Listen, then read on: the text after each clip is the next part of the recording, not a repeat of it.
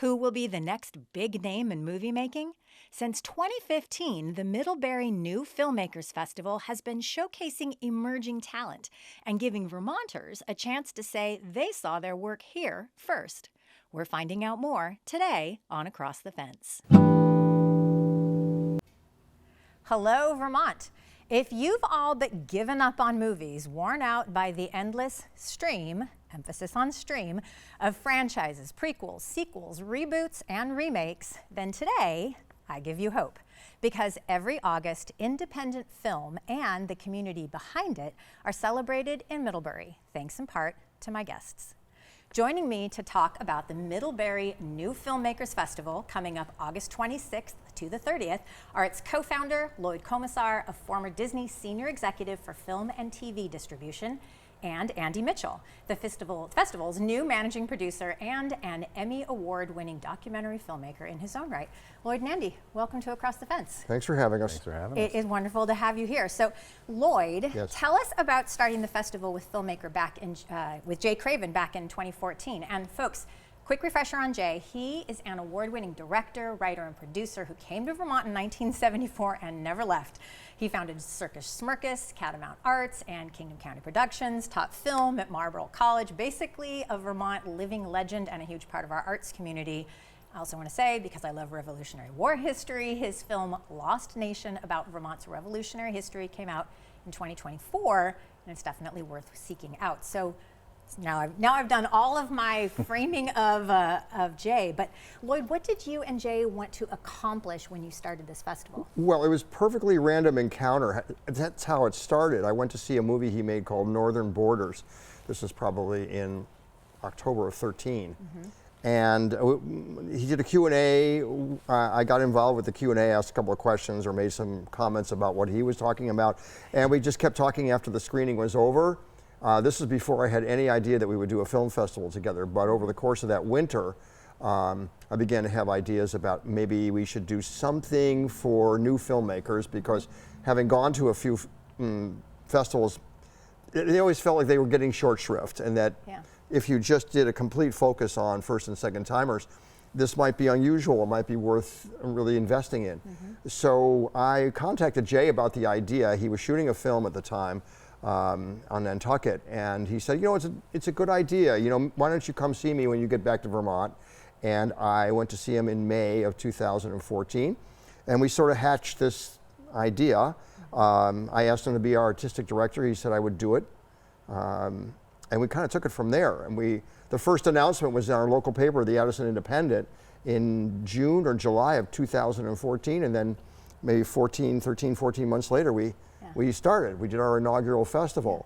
And that emphasis on new filmmakers also really kind of resonated with what Jay was doing too, because he does a lot with teaching screenwriting. He's taught film. He's had films where it's a collaboration amongst students. So I can see where that energy, and then of course that also fits very much in Vermont with almost like this local sensibility. It's we want to kind of bring up the little guy. So the opportunity to let first time and second time filmmakers get a chance to shine. Yeah, and if you build a festival that does not have, it's not celebrity driven, or you're not basically juxtaposing films that are made on a $40 million budget with ones that are made at $100,000 or $200,000, you can create a much more level playing field.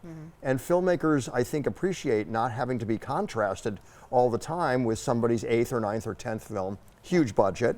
So everything is the lens that we look through is, if you're starting out in this business and you've got a really good first or second film, you ought to have the kind of opportunity to showcase it without feeling like, oh, well, maybe I need to hire A-list talent the next time. I'm going to have to increase my budget by $500,000 to compete. No, you don't. So that was the idea behind it, and it actually works. Our niche is strong. And over the years, we've become a place where a lot of filmmakers want to show their films because we treat them right. So, Andy, you were a festival honoree when we in the 10th iteration of the festival. Is that how they roped you in as the new managing producer? No. That was quite a world away. Okay. I don't think it was even on my radar at that point. Yeah, I've known Lloyd since the beginning of the festival, and I've watched it grow, and I've been a big fan of it for a long time. And yeah, I was an honoree with Oliver Stone as well, was there for the 10th year, which is kind of a big deal, I thought. And honestly, I was approached this year about potentially being on the board. And it was right around the same time that I heard that they might be looking for a new managing producer, so that conversation evolved from there. And then I had the luxury of going to Berlinale, a big film festival in Berlin, and I kind of looked at it a whole different way, sort of from behind the scenes, sort of how a film festival was built and run. And then I love what Lloyd and Jay have done in creating a little nook of Hollywood in Vermont. They haven't lost the soul of the community of Vermont. That still is very much the backbone of this festival. And bringing in young filmmakers, but they bring in people like Jane Fonda and Anais Mitchell and Oliver Stone. We're going to get to them in a second, because actually you just said built and run, and that's what I want to know a little bit about too. Like, what is the experience of being at this festival like? Like, what's it like for folks if they come, they get passes, they get tickets? What's it going to be like? Well, we have these amazing bookends. You know, we were going to screen Hadestown the musical, and although it's being shown elsewhere in Vermont, we have Anais Mitchell who is coming to give us really her story and to take part. And then Jane Fonda is sort of the other bookend, mainly on Sunday of the festival. But what we want people to understand is in between, our lineup is excellent. Our lineup is superb. And it's a rare situation where you get two basically superstars to come and frame your festival. But had we not had them, I would still be sitting here today saying to you, this is the greatest lineup we have ever had. Yeah. Well, and actually, so let's stick with Anais Mitchell for a second here, because she is Hadestown, right? So Vermonters will know Anais Mitchell because Hadestown, like, she's our homegrown talent. Hadestown started in Vermont. This film, like the film of it, only ran in theatrical release for like 5 days, right? And then now it's kind of on the festival circuit, et cetera. Can you help us figure out, because like bring this to a Vermont question.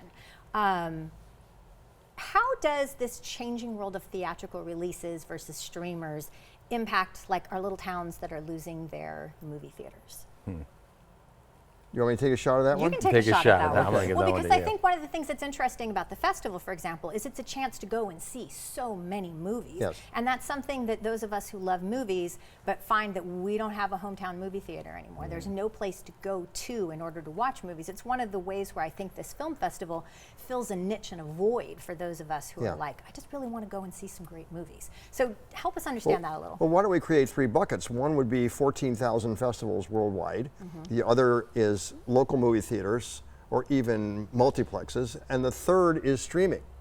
And essentially, you have evolution going on because streaming did not really exist until about 2006 or 7, when Netflix decided to convert from being, you know, get a DVD in your mailbox to actually investing in something revolutionary. But local theaters, let's use the Marquee Theater in our little town of Middlebury. Where folks will be getting to sit and watch movies. Yes, actually it's such an intimate little bandbox of a theater, so it's a great experience in there. But if you look carefully, I mean, they do more than just show movies. They also do trivia nights, and they do many things for the community, which sort of increases their impact locally. And it's a nice model because, as you said accurately, a lot of small theaters or even multiplexes, they've stopped functioning because people now have diversified how they consume media to such a degree that going to the movies is not a priority all the time.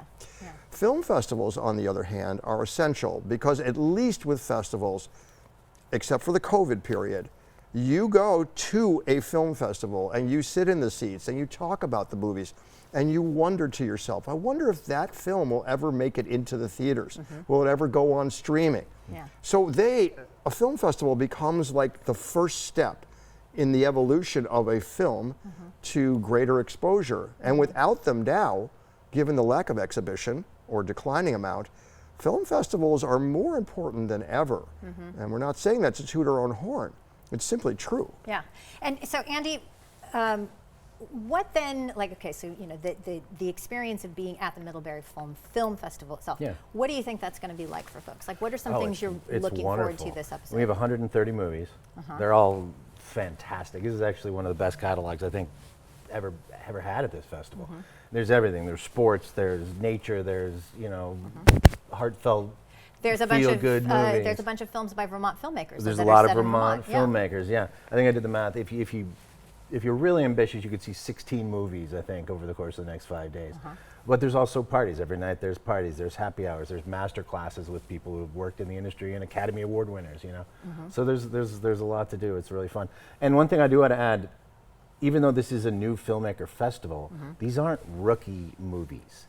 These don't look like schlocky student films. These are real deal films. We get what, 566 566 this year. 566 submissions. So it's a highly competitive college. We take what, 90? Took 90. Yeah. So it's Well, they're you've great curated this movies. to the point where now this is actually the film, a kind of an example of a film festival that can help open doors for these new filmmakers after having shown at the Middlebury Film Festival. Would you say?